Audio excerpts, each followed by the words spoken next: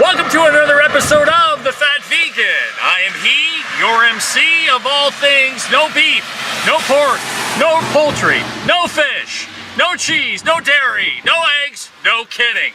Today, no kidding, it's cold out here. The Fat Vegan is on the road, baby.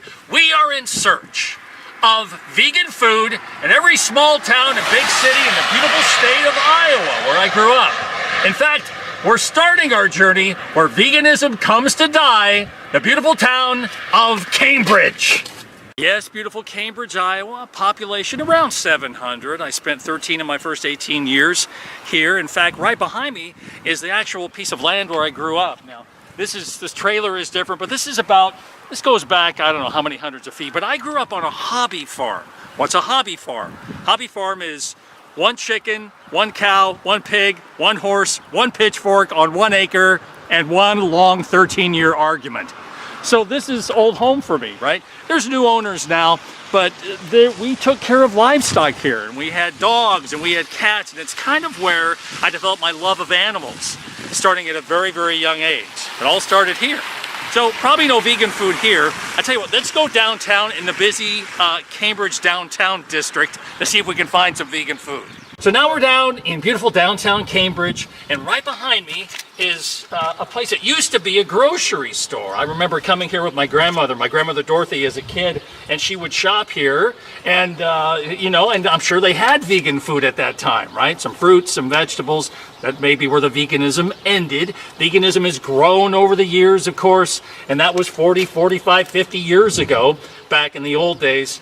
No more grocery store. I knocked on the door to see if those folks maybe had some vegan food, but no one's answering. So we're gonna move to another location down here that I think is very promising.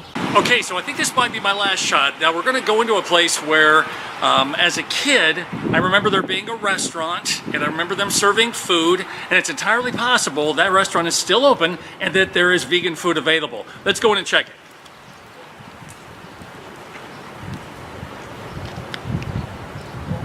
Okay, maybe not. But listen, let's still go in and check it. Okay, so I asked the owners if I could shoot some footage in here. They declined. I understand. They don't know who I am, just some nut job with a poorly viewed blog and a dream. So this used to be Chris's Tap. This was actually a strip club. That's one of the notoriety things that Cambridge was known for. Just down the road in Huxley, about 4 miles, was another strip club called Big Jim's. My grandmother actually worked at that strip club as a waitress. I just asked around while I was in here and said, hey, do you got any vegan food? And that's when they asked me to leave. So still looking for vegan food. There actually is one other place that might have it. We're gonna go this way. Come with me. So the last place I can think of that might have vegan food actually doesn't exist anymore. This Cambridge Country Store has been through many iterations over the years.